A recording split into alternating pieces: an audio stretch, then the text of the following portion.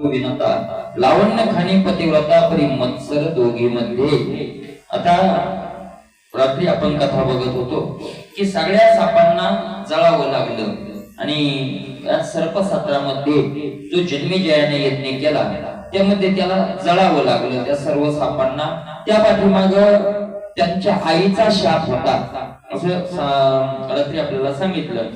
सापांना आईने शाप का दिला तर त्या शापाची कथा ते सांगतायत।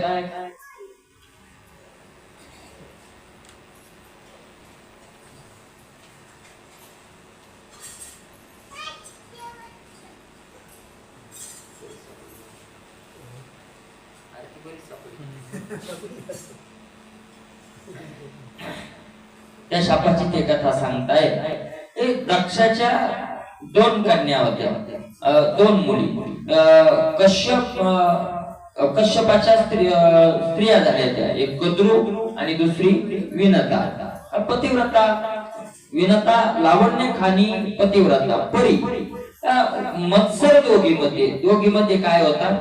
मत्सर होता, द्वेष होता, एकमेकीला बरं झालेलं आवडायचं नाही। तिने शिवेने तो शविला व्रता देत कश्यप दिव्यवर कद्रूस म्हणे तुझं पुत्र सहस्त्र होती। मग आता त्या पतीची सेवा केल्यामुळे कश्यप ऋषी प्रसन्न झाले आणि प्रसन्न होऊन कद्रूला वर दिला आणि कद्रूला सांगितलं की तुला 1000 काय होतील? मुलं होती। 1000 मुलं होण्याचा आशीर्वाद दिला आणि परमपरिष्ठ दोघे जण विनते तुझं देतील नंदन दोघेच देऊन रेतदान कश्यप गेला अनुष्ठाना। आणि विनतेला सांगितलं तुला 2 मुलं होतील, एकीला 1000 आणि एकीला 2, पण ते 2 मुलं असे राहतील की बलिष्ठ बलवान ते 2 मुलं राहतील। आणि दोघींना असे वर दिले, त्यांना प्रसादही दिला आणि तपश्चर्येला कश्यप निघून गेले अनुष्ठान करण्याकरता। यथा काळे कद्रू झाली सहस्त्र अंडे प्रसवली दिव्य तेजोमय आगळी विनता अंडी 2 प्रसवे। पुढं यथा काळ झाल्याच्या नंतर कद्रू जी कश्यपाची पत्नी आहे तिला 1000 अंडे तिनं तिच्या प्रसवती झाली आणि विनतेच्या उदरातून 2 अंडी बाहेर पडली। होता 500 संवत्सर सहस्त्र अंडी उडून सतोर जन्मले घोर विखार भयंकर धुंदुकारी। 5 महिने निघून गेल्याच्या नंतर त्या अंड्यामधून भयान विखार साप काय झाले? विषारी साप जन्माला आले। शेष वासुकी तक्षक आहे कर्कोटक ऐरावत धनंजय पाही मणिव्याल पत्रादी सर्वहीन पुत्र ऐशी प्रसवली। या सगळ्यांची नाव देतात। शेषाचाही जन्म कुठून झालाय? मग त्या कद्रूच्या सूत्रातून झालाय। शेष वासुकी तक्षक कर्कोटक ऐरावत धनंजय अनेक प्रकारचे साप काय झाले? ती प्रसवायला लागली। कद्रू जो कोणी पुत्रवती विनता तळमळी परमचित्ती दिवस न भरता स्वहस्तीन अंडे एक फोडिले। आता आपल्या चौथीला पटापटा मुलं 500 मुलं जन्माला आले आहे का नाही? आणि आपले 2च अंडी आहेत पण त्यातून अजून एकही मूल जन्माला आलं नाही। मग आपल्याला इतक्या लवकर का नाही? हिला पटापट आपल्याला का नाही? म्हणून तिनं एक अंड ते मध्यंतरीच फोडलं म्हणजे त्याचे दिवस पूर्ण न होऊ देता। तर काय झालं तिथं? तो चरणाकडे अर्ध शरीर निपजले नाही साचार रुधिर मानसमय ताम्र लवत हवीत न धरवे। तर काय झालं? चरणाकडे अर्ध शरीर निपजले नाही। अर्ध शरीर कमरेपासून वर झालं पण पायाकडचा अर्धा भाग अजून पक्का तयार झालेला नाही। ते तयार होण्याच्या अगोदरच काय करण्यात आलं? पडण्यात आलं। बरोबर आहे का नाही? ते अर्ध शरीर काय काय माणसं आज सोयाबीन फिरते उद्या उकरून पाहते पण ती फुगली का नाही? तिला कोंब आले का नाही? आता तुम्ही म्हणसाल कोण पाहते? असे शेतकरी आहेत बरं कट आज पेरायचं उद्या काय करायचं लगेच उकरून। आता दिवस पूर्ण झाल्याशिवाय आपल्याला गडबड आहे पण त्याला काय? त्याचे दिवस पूर्ण झाले नाही। भक्तीच आहे तसंच माझ्या अर्धावट भक्ती फोडली तर मग अर्ध्या पायानंच काय होते ती निघत राहते। म्हणून त्याचे पूर्ण दिवस त्याला जाऊ द्यावे लागतात। मग अर्ध शरीर त्याचं पायाकडून पूर्ण झाले नाही। रुधिर मासमय ताम्र लवत हवीत न धरवे आणि मग ते हड्डी तयार झाली नसल्यामुळे ते रक्त मांस असं लाल रंगाचं ती दिसायला लागलं आणि मोकळं असं हातातही धरल्या जाईल. तो महाराज अरुण मातेच बोलला शापवत दिवस नव्हता संपूर्ण नांडे फुटिले तोरेने जिचे द्वेषे फुडिले अंडे पायी तिचेच घरी दाशी होई सहस्त्र हायने कदा हिंदू सुटका नव्हेची. त्या जन्मलेल्या मुलानं शाप दिला. तो अरुण जन्मला. अरुण म्हणजे तो सूर्याचा काय झालेला आहे, सारथी झालेला आहे नाही का नाही. त्यानं शाप दिला आईला की तो माझ्या जीवनाचा नाश केला. अर्ध शरीर तो परिपक्व न होता मला बाहेर काढलं म्हणून मी तुला शाप देतो की जिच्या द्वेषामुळं तू मला माझ्या जन्माच्या दिवस पूर्ण होण्याच्या अगोदर तू असं मला जे दुःख दिलंय, माझं अर्ध शरीर पूर्ण होऊ दिलं नाही, तुला मला तिची दाशी होऊन हजारो जन्म राहावं लागेल. जिच्या द्वेषामुळे, याचा अर्थ लक्षात ठेवा, तो सिद्धांतच ठेवा, ज्याचा आपण द्वेष करतो त्याचा आपल्याला काय व्हावं लागेल, तसंच व्हावं लागेल का नाही. या जन्मात नाही झालं तर पुढच्या जन्मात मग बैल होऊन लागेल काहीतरी, काही का नाही. सुटका होणार नाही तुझी कदाही नाही. वचन ऐके निर्धारी दुसरे अंडे जतन करी सहस्र वर्षा उपरीन आपे आप उलिये. आणि सांगितलं आता एक काम कर, आता माझा नाच झालाय तो झालाय, पण दुसरा अंड तरी आता काय करू नको, त्याला फोडू नको. 1000 वर्ष ते तसंच राहू दे, त्याच्यातून दिव्य पुरुष जन्माला येईल असं त्याला सांगितलं. आपोआप जन्माला येतो. त्यात जन्मेल सुपर्ण सोडवेल राशीपणापासून करेल त्रिलोक्य पावन विष्णुवान होईल जो. आणि त्या 1000 वर्षाच्या नंतर त्याच्यातून गरुडाचा काय होईल, जन्म होईल. आणि तो गरुड तुझी दास्यत्वातून सुटकाही करेल आणि भगवान विष्णूचा तो काय होईल, वाहन होईल. ऐसा जन्मला अरुण अरक्त वर्ण दैदिप्यमान सूर्यरथी सारथे वरून अद्यापि अचल पैसला. आता तो सूर्याच्या रथावर आजही काय झालेला आहे, बसलेला आहे. मग दुसरी अंडे निघून तरी ठेवत विनता गल्लाळी यावरी कद्रो एके काळीन कापट्टे धरून बोलत. मग तिथं दुसरं अंड आपल्या व्यवस्थित सुरक्षित ठिकाणी ठेवून दिलं. एक वेळेला कद्रू विनतेला कपट धरून बोलायला लागली. उच्च श्रवा नयनी बाहू चला जो बिजनी. मग सूर्याजवळ विलोकते त्याचा हाल आहे का नाही. दोघी सवती ती द्वेषच होता तिचा. ती कद्रू म्हणाली विनतेला चाल म्हणे आपण सूर्याजवळ जाऊ आहे का नाही, आणि बघूया म्हणून सूर्याच्या घोडी वगैरे काय सूर्याला बघूया. अतिश्वेत ते जाळ उदरी मथोनी नवनीत गोळ शशांक बंधू तो निर्मलन वेग प्रबाळ तयाचा. अति श्वेत ते जाळ, अति पांढरा शुभ्र आणि तेज इतका पांढरा शुभ्र की मला चंद्रासारखा तो काय आहे. त्याचे घोडे वगैरे, त्या घोडे वगैरेचं वर्णन करतायत. असे ते पांढरे वगैरे ते घोडे त्याचे आहेत, ज्याची आणि वेग इतका आहे की ज्याची सीमा करता येत, मर्यादा सांगता येत नाही. मनाचाही आकळे ना, मनापेक्षा त्याचा वेग काय आहे, त्या घोड्याचा जास्त आहे. सोनेक म्हणे सुता निर्धारी उच्च श्रवा कैसा जन्मला समुद्री सुत म्हणे अवधारी त्याचे चरित्र किंचित. आता तो उच्च श्रवा नावाचा घोडा तो समुद्रातून निघाला. आता तो समुद्रातून कसा निघाला असा महाराज शौनकादी ऋषींनी सुताला काय केला, प्रश्न विचारला. ते सांगतात कथित कथा असले की ध्यानात राहायला अवघड जातात. आता विनंती कद्रूची कथा चालू आहे. आता आडकथा कशामुळं की तो घोडा एवढा वेग त्याला आहे आणि तो समुद्रातून निघाला. तर मग समुद्रातून त्याचा जन्म कसा झाला ते सांग. इंद्रास गुरु अवज्ञा दोष वरी दुर्वासाचा शाप विषय त्याने स्वर्ग संपत्ती निश्चय समुद्रात पडी. काय झालं, इंद्राची सगळी स्वर्गाची संपत्ती गुरुची त्यांना अवज्ञा केली आणि गुरु अवज्ञाचा त्याला काय लागला, दोष लागला. देवगुरु बृहस्पतीची अवज्ञा, बृहस्पतीचा त्याला दोष लागला आणि दुर्वासाने इंद्राला शाप दिला. आणि दुर्वासाने इंद्राला शाप दिल्यामुळं गुरुचा दोष घडल्यामुळं सगळी स्वर्गातली संपत्ती कुठं पडली, समुद्रात पडली. सर्व त्रिदोष दिशाहीन पद्मोद भावा गेले शरण. मग ब्रह्मया समवेत मिळून वैकुंठास पातळी. आणि मग सगळे स्वर्गातले देव दिशाहीन झाली, कारण संपत्ती जवळ राहिली नाही. आणि संपत्ती ज्याच्या जवळ नाही तो माणूस काय होऊन जातो, दिशाहीन होतो. बिना संपत्तीचा माणूस दिशाहीन होतोच.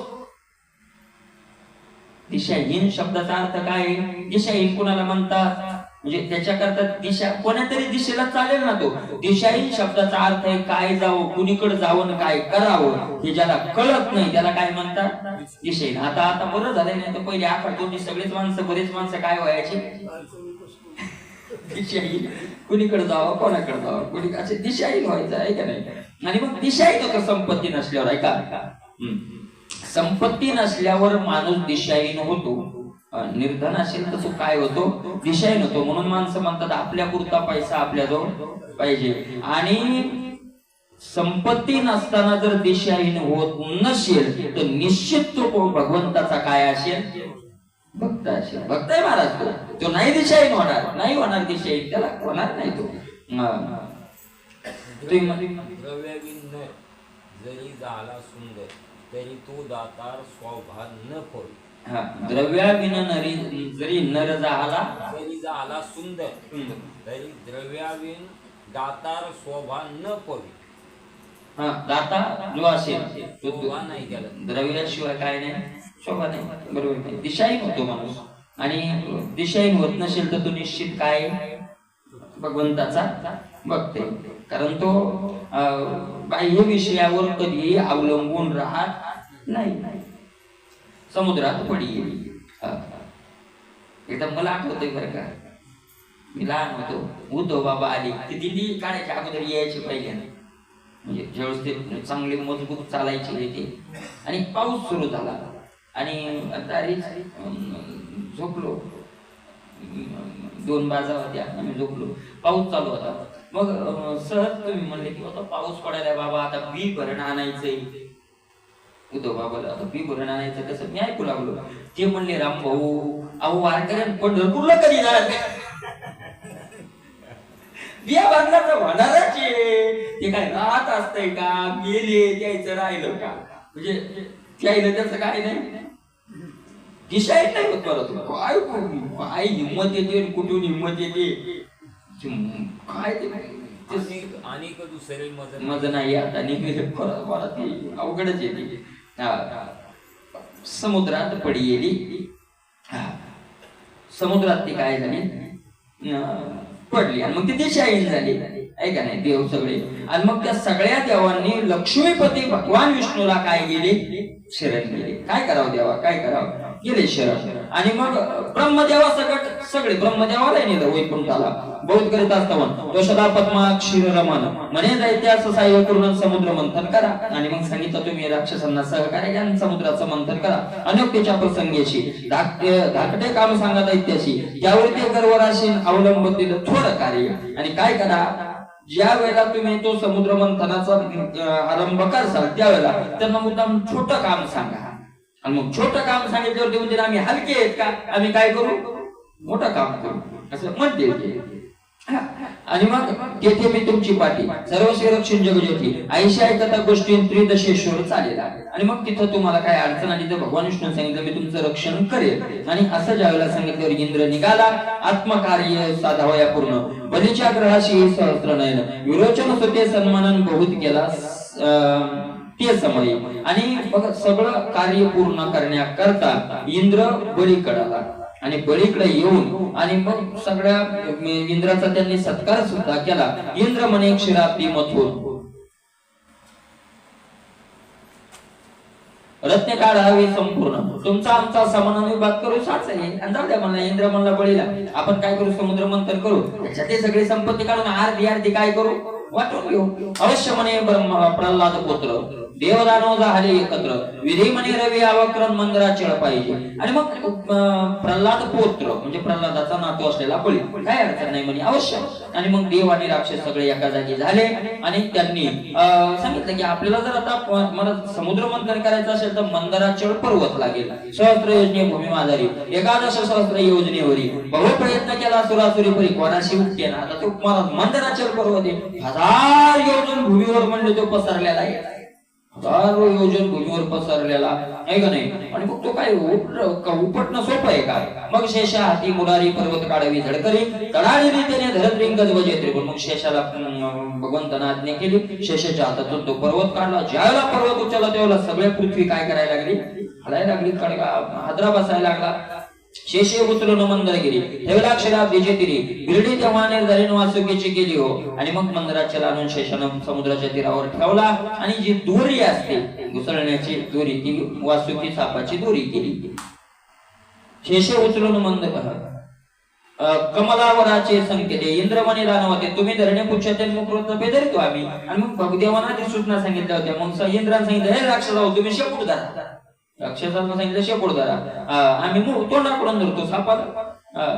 दैत्य बोलत 17 आधम अंग धरावे बलहीन शचीवर अवश्य म्हणे तू मुख तुम्ही धरा. आता राक्षसच होते तिथे म्हणजे आम्हाला काय कमी समजलं का आम्ही काय अरे जे कमी आहे जे मला तुच्छ आहे त्यांनी आत्मांग धरावं नाही का नाही. गमिंडीने बोलायला लागले आम्ही तो टाकून धरणार. इंद्र म्हणला तुमच्या मनासारखं काय अडचण तुम्ही मन चालतं असं दैत्य मुख दृढ धरले देवी पुच्छ आकळले विषयवा देव गळे तमाल निळे त्यास केले. आणि मग देवानं युक्ती करून विषाच्या बाधेतून देव काय केले काढून घेतले आहे का नाही. अशाच या युक्त्या करून करून फक्त तो बाहेर काढीत राहतो आहे का नाही. महाराज एकाच जागी राहून एकाच साप दोघांच्या हातात असून सुद्धा विषयापासून बाहेर काढण्याची युक्ती फक्त त्यालाच आहे. साप एकच साप दोघांच्या हातात आहे पण एक विषानं जळायली आणि एकावर विषाचा थेंब येत नाही. ही युक्ती फक्त कोणाला येते. एवढं 18 अक्षोनी सैन्य जळालं पण पांडवाला चटका लागू दिला नाही. विषातून बाहेर काढले ना त्याला काय येणार नाही. करशील तरी नव्हे काय आहे का नाही.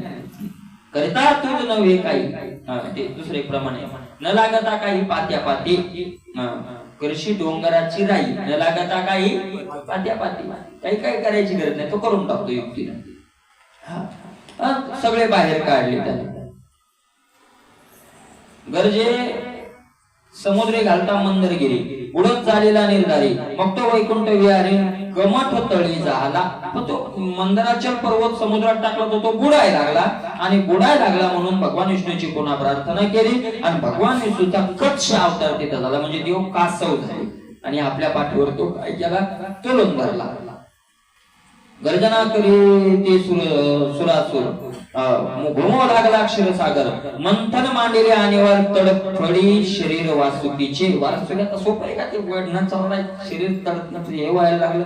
याला वले सप्तपाता घुमघुमी विरींची गोळ जळचर वनचर सकळ गत प्राण होती परी. अरे सगळा समुद्र घार घार वाजायला लागला आणि सगळे मासे पाण्यातले पाणी उडून बाहेर आलं तर बाहेरचे जीव त्यानं काय व्हायला लागले मरायला लागले. देव दैत्य समरे अपार अंगी लोटते धर्मपूर तो मांडला प्रलय थोरण विष दूर प्रगडले. सगळे घाम आला आणि त्या त्रस्त झालेले होते ते ओढून रवी आहे का नाही. तेवढ्यात त्याच्यातून विष प्रगट झालं. वासुकीच्या मुखातून काळकोट उसळले दारून दैत्याचे समूह संपूर्ण दग्ध करीत चालले. इकडे विष निघालं समुद्रातून आणि वासुकीच्या तोंडातून पडणाऱ्या विषामुळे राक्षस आपोआप काय होऊ लागले टोळ्याच्या टोळ्या जळू लागल्या. विषाग्नी पेटला दारून आळू लागले त्रिभुवन देव दैत्य शिवस्तवनन करते झाले. त्या अनेक समुद्र मंथनातून निघालेलं विष मात्र सगळीकडे काय करत निघलं जाळत निघलं. सगळ्यांनी भगवान शंकराची प्रार्थना केली. भगवान शंकराचं स्तवन करायला सुरुवात केली. कृपे राहवला कैलास नाही पसरवून या विषाला मोठ विष प्राशिले सगळे कणकणठे धरले. भगवान शंकरानं ते विषाचं प्राशन केलं आणि ती विष आपल्या कंठामध्ये धरलं. विषानं झाला शीतळ घुसळून मांडले सबळ चतुर्दश रत्ने तत्काळांनी गती झाली त्या तवा. आणि मग तो भगवान शंकर आपल्या कंठात विष धरलं. विषानं जो जाळणं सुरू केलं होतं ते सगळं शांत झालं. त्यानंतर घुसळणाला परत सुरुवात केली आणि 14 रत्न त्याच्यातून काय झाले निघाले. लक्ष्मी कौस्तुभ पारिजातक सुरा धनवंत श्लोकेने सांगला. कमला कौस्तुभ शारंग शंख देवनी पूजला वैकुंठ नायक वशिष्ठास काम देणून देखून उच्च श्रवावास करा. आणि जे मग निघू लागले कमला कौस्तुभ आणि शारंग. कमला म्हणजे लक्ष्मी कौस्तुभ नावाचा जो दिव्य मणी आहे तो आणि शारंग म्हणजे भगवान विष्णूच्या हातातील जे काय आहे धनुष्य. शारंग शब्दाचाच अर्थ आहे की शारंग नावाचं धनुष्य ज्यांना हातात धरलेलं आहे तो शारंगर आहे का नाही. आणि शंख हे भगवान विष्णूला काय केलं देऊन टाकलं. कामधेनू वशिष्ठाला देऊन टाकली. उच्च श्रवा सूर्याला देऊन टाकला. चंद्र स्वेच्छे विचरे गगनी सुरा देते दैत्याला गुणे ऐरावत पारिजात रामधारमने सहस्राक्ष आवड. चंद्र स्वयंचे विचारे गगनी. चंद्र एक रत्न निघालं, पण चंद्र कोणाच्या ताब्यात गेला नाही, तो आपल्या इच्छेनं आजही आपलं भ्रमण करीत आहे. चंद्र त्याच्यानंतर अप्सरा वगैरे निघाल्या आहे का नाही, त्या अप्सरा त्या सगळ्या सुरा देखील दैत्या लागू. आणि सुरा कोण घेतला, भाजी कापायचा सुरा नामदार, ते फक्त बिचारे ठरलं काय होतं, अर्ध वाटून घेऊ, आणि त्याच्या बिचाऱ्याच्या वाट्याला काय दिलं, सुरा घेऊन टाकली जाते दैत्य लागून. आहे रावण, पारिजातक, रंभा, ह्या अप्सरा विप्सरा त्या सगळ्या इंद्रानं सांभाळून घेतलं. युष पूर्वेश निघाले ते चतुर्दशात गणिले, अमृत कुंभ घेऊन ते वेळेस धन्वंतरी निघाला. आणि विषाचं वर्णन पहिलं झालं. त्यानंतर धन्वंतरी नावाचा पुरुष अमृताचा कुंभ घेऊन निघाला. अमृत कुंभ ते कदा दृष्टी धावल्या दैत्याच्या कोटी, सकाळी घालून या मिठीन सुधार रस घटन आला. आता अमृत पाहिल्याबरोबर राक्षस धावले नाही का नाही, आणि धावल्यावर त्यांनी तो अमृताचा गाडा पळवला. म्हणते देवी ठकविली पूर्ण, अवघी रत्ने नेली हिरून. आता सुद्धा कुंभ गेली प्राण सर्वत्र नेतो देवाची. राक्षस नाही आपल्याला फसवलं, आपल्याला काहीच दिलं नाही ना, आपल्याकडून मंथन करून घेतलं काहीच दिलं नाही, दारू दिली आपल्याला. आता नाही, आता अमृताचा कुंभ सोडायचा नाही. देव युद्धाशी उठवले परी अमृत दानवा करी गेले. इंद्रिय वक्षस्थळ फिटले मने नाचले कासरू. इंद्र म्हणला सगळं फुकट गेलं, कारण याने अमृत दिलं, ते अमर होतील आणि पुन्हा आपल्याला कधी स्वर्गाचं राज्य मिळू द्यायचे नाही. असं मग इंद्र छाती पडून रडायला लागला. देव युद्धाशी उठावले, धाव धाव श्रीकर धरा, वैकुंठवासी करुणा करा, कैवारी आमूर हरण पावे सत्वरी वेळे. मग भगवंताचा धावा धाव सुरू करा. हे लक्ष्मीपती, हे भगवान विष्णू, हे वैकुंठवासी, हे करुणा करा, हे कैवारिया, अशा भगवंताच्या धावा करायला. मग तो परम पुरुष कैवल्य झाली प्रगटाला मोहिनी रूप धरुणी, जिच्या सहस्र स्वरूपावरून ब्रह्मांडाचे ओवळले. सुंदर काय, कसं किती सुंदर असेल त्या सौंदर्याचं आपल्याला काय करता येणार नाही, वर्णन काय करता येणार आहे की नाही. आदिमाया प्रणव रूपिणी तेही लागे चरणी, अनंत शक्तीचे स्वामी निवेद पुराणी वंदे. जे आदिमाया जी आहे ऐका नाही, ती आदिमाया सुद्धा या रूपापुढे त्या रूपाला काय येते, शरण येते, वंदन करते. ब्रह्म विष्णू शिवतीने गर्भी पाळी बांधतानी दंत देज धडकाक्षणे महामणी पाषाण होती. परंतु इतकं सुंदर ब्रह्मा विष्णू आणि भगवान शंकर सगळे त्या रूपापुढे काय होतील, लोळण घेतील. असं ते इतकं रूप त्या गर्भातले बाळ होते, इतकं ते हात असे झळकायला लागले महाराज, असे जसे वीज झळकावी असे ते दात झळकायला लागले. कोट्यान कोटी मिनी घेताना सांडणे होते ना खावरून अंगीचा सुवास संपूर्ण ब्रह्मांड भेदून ओढते. कोट्यान कोटी मिनी घेतो, कोट्यान कोटी मदन कामदेव त्या रूपावरून वळून नाही, रूपावरून नाही नखावरून सांडणे होत. त्या सौंदर्या त्या मोहिनीच्या नखाची बरोबरी कामदेवाची कोट्य कामदेव एखाद्या झाले तर करू शकत नाही. आणि त्या अंगीचा सुगंध इतका की सगळं ब्रह्मांड महाराज त्या सुगंधानं भरून गेलं. सहज बोलताक्षी ती वाटे रत्नराशी विकृती, समुद्राच्या ते उमटते कमळे उगवते दिवे. बघा सहज बोलताक्षी, सहज तरी तोंडातून शब्द निघाला तर असं वाटायचं की महाराज अमृताचा काय व्हायला लागला, वर्षाव व्हायला लागला. असं ते त्या बोलण्याचं जिथं पावलाची ठसा उमटायचा तिथं कमळ उगवायला लागली. एवढं सौंदर्य त्या श्वासा सुवेद वसंत धुळवता गडबडा लोळत असो कैवल्य कनक कलक तिका अद्भुतून वैकुंठीवनी उतरली. जाऊ दे आता म्हणले तिचा सुगंध इतका आहे की वसंत ऋतू तिच्या बाजूने नुसते घरटे घालायला लागला. वैकुंठवून अशी ती उतरली स्त्री नयन कटाक्ष बाण सोडी असुराकडे पाहून दैत्य ववाळू पाहती प्राण वचनावरून ती यायची. काही हे नाही तर हे नजर टाकली राक्षसावर की राक्षस मंडळीच्या शब्द नुसत्या वचनावर आपला जीव ववाळून टाकू. देवी दैत्य युद्ध मांडली सांडिली, पाहावया भोवती मिळाली, समस्तांचे मनोमृग पाळिले नयन कटाक्ष बाजी मांडली. मला त्याचा काय हावभाव सगळे दाखवायला सुरुवात केली मोहिनीनं. बळी मणीवरून कमळा सांडावी ववाळून, जरी मजवरून संपूर्ण तरी रत्न लाभ पावलं. बळी म्हणला हिनं आपल्या शिलगण करावं काय रत्नच मिळालंय का आपल्याला? लक्ष्मीच्या पुढे फिकी आहे म्हणला नाही का नाही? या ब्रह्मांड मंडपाद्य ऐशे स्वरूप न होय आणि ज्योती चित्कळा हास्यमुख करून बोले बळीशी. बळीने सांगितलं या ब्रह्मांडात कोणी अशी स्त्री सुंदर नाही, हिच्याशी आपलं लग्न व्हायला पाहिजे. हे ऐकलं आणि मग मात्र मोहिनीनं बोलायला बळीला सुरुवात केली, हसून बोलायला सुरुवात केली. कोण कार्य काय स्वार्थ कला आरंभला येत. बळीने अवघा वृत्तांत सांगितलं. तिने बोलायला सुरुवात केली बळीला, तुम्ही कोण आहात, हे तुमच्या मागे का पळायले, भांडण कशामुळे लागले, तसं काही काहीच माहित मोहिनीला काहीच माहित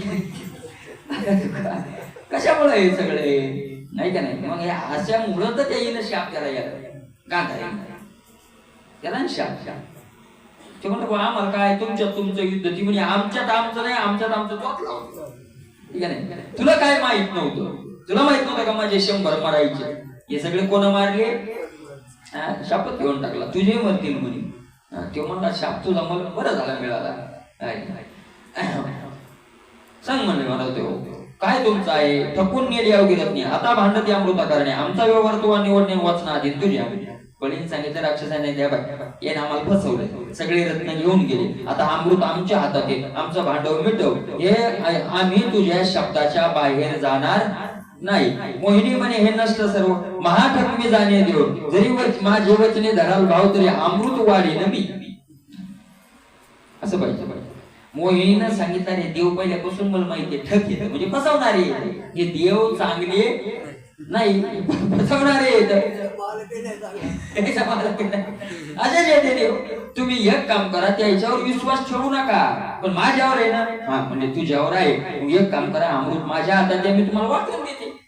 भांडण करू की वाटलं आता लग्न प्रसंगी कशाला भांडण, कारण आता बळी वाटलं पुढे आपलं काय होणार आहे, लग्न होणार आहे. विचित्र शाळा निर्मिल्याचे सर्व अतिष्णाने करवे, दैत्य पंक्ती समजताना उच्च स्थळी व्हावं. काय युक्ती, विचित्र शाळा निर्मिल्याचे.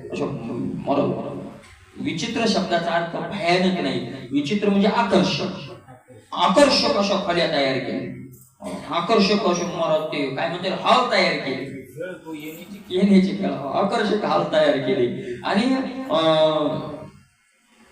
काय केलं, सगळ्यांना स्नान वगैरे करायला लावलं आणि पंक्तीला बसा म्हणले. आणि काय केलं, काही उंच आसनं केली आणि काही खाली केली. आता उंच आसनं आणि राक्षस उंच स्थळी पंक्ती बैसविल्या, दैत्य पंक्ती. आणि उच्च आसनावर कोणाला बसवलं, राक्षस आहे. आणि खाली देव बसवले. राक्षस म्हणजे आपली बाजू घेतली रे आता, कारण आपली आता बाजू घेणारे, आपल्याला उच्च बसवलं म्हणल्यावर त्याला काय माहिती खालच्या पंक्तीला गुलाबजामू जाणार आहे.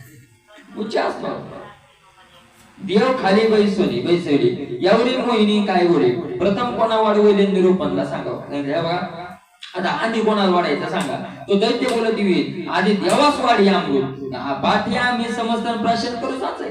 त्या सांगितलं काय हरकत नाही, आधी देवाला का वाढणं, आम्हाला नंतर दे, आम्ही तसे बरे येत, आम्हाला काय तेवढ्या भुका नाही, आधी ती पंगत उठवा. राक्षस भुलले त्या रूपावर दैत्य माझे दुर्त कळ म्हणे, दैत्य बोलले सकाळ मोहिनी रूपी विष्णू हा, पण सिंहिकेचा मुलगा कुटील होता, राहू त्याचं नाव. सिंहिका कोण होती माहिती का, प्रल्हादाची बहीण. प्रल्हादाची बहीण होती, म्हणजे हिरण्यकश्यपूची मुलगी. लाद, अनुलाद, सल्लाद आणि प्रल्हाद आणि एक सिंहिका. तिचा विप्रचित नावाच्या दानवाशी काय झाला होता विवाह, त्यांच्यापासून राहू नावाचा काय झाला मुलगा झाला. तो हुशार होता. तो म्हणला सगळे देव या मोहिनीच्या रूपाला भुलले, पण मोहिनी नाही, हा विष्णू आहे, हा विष्णू आहे. कसा नाही ओळखणार महाराज, त्याचा मामायाचा भक्त होता ना, ते रक्त होतच नाही याच्या. हे का ओळखलं राहूनच या सगळ्या राक्षसात, कारण इकडलं होतच ना, नाही का नाही. प्रल्हादाचं होतच ना, ओळखणार नाही तर काय. मने बोलता नाही येत, मनात गुप्त ठेवली मात, देवाचा वेध धरून धरतो सुरपंक्तीला. त्याला आता बोलून फायदा नाही, ती राक्षस बोलली म्हणून देवाचा वेध धरून तो देव पंक्तीला चंद्रार्कामध्ये जाऊन राहू वैसाला कपट धरून तो यथानुक्रमे करून अमृतवाडी मोहिनी. त्या राहून काय केलं, चंद्र आणि सूर्याच्या मधात जाऊन बसला देवरूप धरून, आणि ती आपली मोहिनी अमृत वाढायला सुरुवात केली. श्रेष्ठी घेतले नसता राहूच्या करात मोहिनी घाली चंद्रा अमृत येरो मागे पुढे पाहता मने तोरीत हे घ्यावे. आता टाकलं मला ते राहूची पत्रात टाकलं, पण राहून विचार केला आता गजर होस तर आपल्याला टाईम नाही, ओदनी कवळ घेता त्यानं मठातच काय केलं ते हाल म्हणजे पियाचा विचार त्याचा आला त्याच्या मनात. श्रेष्ठी घेतले नसता अकस्मात राहू प्राशेत अमृत चंद्रार की लक्षण त्वरित मोहिनीस खुणाई. तो पकडल्या कुठं गेला,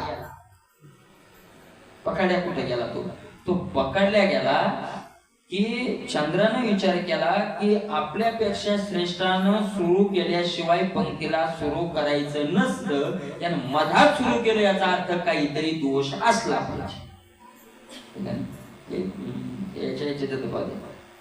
तो बिरबल एका माणसाची चोरी झाली, काही धान्याची चोरी झाली आणि मग ते 10 जण पकडून आणले ते शोकाने सांगितलं यातला चोर असला पाहिजे. अनुमान की हेच लोक 10,000 पण नेमका कोणता आहे हे ओळखल्या जाईल. मग आता होतच त्याला सांगितलं बुद्धी बिरबलाची अकबराने विचार केला बघूया बुद्धी म्हणून बिरबलाला बोललं सांगितलं अरे या 10,000 बरोबर सांगायचा चोर कोणता आहे आणि तोच निघला पाहिजे, त्याच्यात चूक झाली नाही पाहिजे, बरोबर निघला पाहिजे. ठीक आहे म्हणलं काय हरकत नाही. तो गेला सगळ्यावर नजर टाकली, बाजूने येऊन उभा राहिला, म्हणला पकडला चोर, पकडला नाव सांग.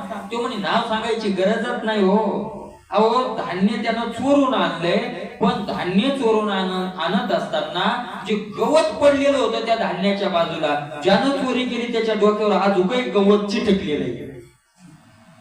याला वाटलं ज्यानं चोरी केली होती ते अज्ञातच ते, पण त्याला वाटलं आपल्या डोक्यावर चिटकलं का काय, डोक्यात हात घालण्यासाठी या चोरी केली, म्हणजे तसा तो पकडला गेला.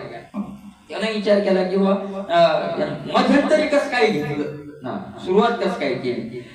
दैत्य दानवनी मोहिनी देव मग लगेच भगवान विष्णूला खुणावलं, मोहिनीला खुणावलं त्या चंद्रानं. दैत्य दानवनी मोहिनी देव काढून वामकर्णीचे ताटक राहूचे शिर एका एका गगनपंथी उडविले. आता मग ती मला ते मोहिनीच होती ती नाही, एका क्षणात लगेच आपल्या कानातील आभूषण म्हणजे वामकर्णी, कर्णी म्हणजे कान, डाव्या कानातील ते भूषण होतं कुंडलन वगैरे काढलं फेकल्या बरोबर राहूचं शिर उडालं, आकाश मार्गाने निघालं. शिर गर्जना करी निराळी म्हणे दैत्य होत थकले ते सकाळी, मोहिनी रूपे वनमाळीनं अमृत दैन्य दैत्य ते. आणि मग त्यांना आकाशात जाताना सांगितलं फसले रे म्हणे राक्षस आहोत तुम्ही, अरे मोहिनी भगवान विष्णू आहे, तुम्हाला अमृत देणार नाही. एकच झाला हाकार अमृत कोण बसतवर पळविला पळविता झाला पुरंदर हातो हात ते दावा, आणि एकच हाकार झाला नाही का नाही. आणि महाराज असा हाकार झाल्यावर अमृत कोंड होता कुणाच्या हातात, मोहिनीच्या हातात. इंद्रानं उच्चारला मोहिनीच्या हातातून गेला पळून, राक्षसा बसा भांडत होता इकडे. मोहिनीला हरिगुप्त संग्राम मंडल अद्भुत देव म्हणते दैत्य रे दैत्यन साई समर्थ श्री वल्लभ. आणि मोहिनी काय झाली गुप्त झाली, पण इकडे युद्ध चालू झालं, राक्षस काही शांत बसनात युद्ध चालू झालं. आणि मग देवांनी सगळ्या देवांनी राक्षस उन्मत्त झालेले पाहून भगवान विष्णूचं सहकार्य मागितलं. सवेच नर नारायण रूप धरून पुन्हा प्रगटला भगवान दैत्य अपार साहरून विजयी देव झाले. भगवंतानं पुन्हा नर नारायणाचा अवतार घेऊन सगळ्या राक्षसाचा नाश केला, देवांना विजय केले. अमृत हरण दुःख हृदय आठवून पुन्हा दैत्य करीते भांडण मंदी वाचून काय आता मग राक्षसाची पुन्हा हरले पण ते गप्प बसते. आता काय जगून काय फायदा आहे, म्हणजे आपला अमृत गेलं, आपल्याला आपले काही माणसं गेले, आपला पराजय झाला, आपल्याला काय भेटलं म्हणले. आणि पुन्हा ते जे भेटलं त्याचं प्राशन करून बैठक असेल द्यायची, वाचून तरी काय फायदा आहे, काय फायदा आहे, कशा करता वाचायचं. अकाल प्रलय देखून ती वेळा विधीने नारद पाठविला, तो देवास म्हणे आगळा ना अभिमान सांडा व्यर्थ हा अकाल प्रलय. महाराज आता प्रलयाची वेळ आलेली नसताना प्रलय समोर पाहून ती विधी पाहून नारदाला भगवंतानं देवाकडे पाठवलं आणि सांगितलं आता काय करा तुम्ही आपला अभिमान टाकून वगैरे द्या अशी सूचना केली. सर्व वस्तू नेल्या टाकून पुन्हा त्याशीच करिता भांडण नारद वचने करून देव सर्व माघारले. नारदाने सांगितले अरे त्याच्यात वस्तूच वाढली, फसवलं द्यायला आणि पुन्हा भांडायत त्याच्याशीच निघली. आता तुम्ही तर शांत बसा, आता मिळालंय तुम्हाला, मग मिळाल्यावर थोडी माघार घ्या काय हरकत. आता गप राहा म्हणे, आता तुम्ही उग भांडण वाढवू नका. मग बळीस म्हणे नारद म्हणे, तुझं काळ साह्य नाही एक क्षणी, आता विश्वजित यज्ञ करून इंद्रपद घेईल. नारदांनी नारदांनी सांगितलं, आता तू भांडू नको, तू काळ आता तुझं सहकार्य करणारा, तुझा वाईट काळ चालू आहे, तू असा नादी लागू नको, आता यज्ञ कर आणि यज्ञ करून इंद्राचं पद घे. तू आता अपील कर. हो, आता आई काय करू तो इंद्र. यथार्थ मानून दैत्य स्वस्थळा, म्हणत नारदच ऐकू रे बा. यथार्थ मानून दैत्य स्वस्थळा परतले समस्त ग्रहणी राहू केतू झोपतन चंद्र सूर्यास दैत्य पासेल. आणि मग ते राहू आणि केतू त्यापासून त्या सूर्याला चंद्राला त्रास देत आहेत, हे का नाही. राक्षसांच्या मनात आलं, ते वापस आले.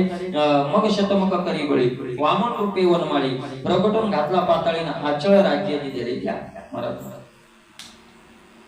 99 यज्ञ केले होते, 100वा चालू होता, 100वा अर्ध्यात आला होता. तुम्हाला एक सांगू का, राक्षस होता, 100वा पूर्ण हो, मग यज्ञ 99 नाही ना 99.5 झाली, पण फळ काय असते आपल्या आत्माला. एक आता मला याच्यामध्ये एका गोष्टीचं उत्तर देऊन जातो, आपल्या महिन्यात मनात नेहमी शंका येते, म्हणून त्याचं उत्तर इथं भेटतं याच्यातून. एकत येतो काय शंका आहे, तुम्हाला वाईट वागणारे चांगले जगायले हो, गाडी त्याचे 99.5 पूर्ण होणारे, पण फळ आपल्याला मिळणारे. म्हणजे आपल्याला म्हणजे बघता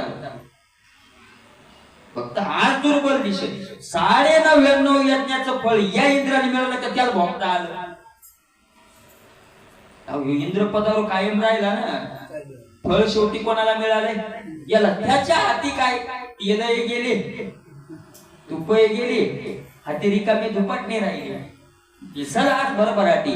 पण शेवटच्या टोकाला सत्वगुणी माणसालाच फळ मिळेल, राक्षसी लोकांना मिळणार नाही. मिळाल्यासारखं वाटतं, मिळत नाही. मिळाल्यासारखं वाटणं वेगळं आणि मिळणं वेगळं. मिळाल्यासारखं वाटणं मिळण्यात काय फरक आहे, मिळणं म्हणजे प्राप्त होणं, बरोबर. मिळणं शब्दाचा अर्थ आहे त्याचा उपभोग होणं. मिळालं त्यावेळेला सार्थक झालं, त्याचा काय झाला, उपभोग झाला. आणि मिळाल्यासारखं वाटणं म्हणजे जवळ वस्तू असून त्याचा उपभोग न होणं, याला म्हणतात मिळाल्यासारखं वाटणं. मिळालं माणसं म्हणजे जमलंच होतं हो, थोड्याहून पण हुकलं ना, हुकलं नाही, मिळणार नाही, फळ भोगू देत नाही महाराज. यथार्थ मानून दैत्य मग झालं. त्याला ते यज्ञ भगवंतानं वामन अवतार घेतला आणि त्याची सगळी संपत्ती काय केली, हरण केली. मग सुत सांगत आहे कथा कौशल्य शौनकाधिक नियोजन सुधारसाहून गणन गोड कथा ऐकविली. आणि मग महाराज सुताने ही कथा सांगितली, शौनकाधिक ऋषी ऐकत होते. सांगितलं, अरे अमृतापेक्षा गोड कथा ही काय केली, आम्हाला तू ऐकवली. ब्रह्मानंदी तरुणीकर भक्त पंडिती विनवती श्रीधर. पुढे कथा सुरस फार अत्याधारी परिशिजे सुरस पांडव प्रताप ग्रंथ आदी पर्व व्यास भारत. त्यातील सारांश यथार्थ प्रथमाध्याय कथेला स्वस्ति श्री पांडव प्रताप ग्रंथ आदी पर्व टीका श्रीधर कृत मंगलाचरण उत्तम कथा भावार्थ समुद्र मंथन संपविले. कुंडली कौल श्री ज्ञानदेव श्री ज्ञानेश्वर महाराज की. श्री गणेश.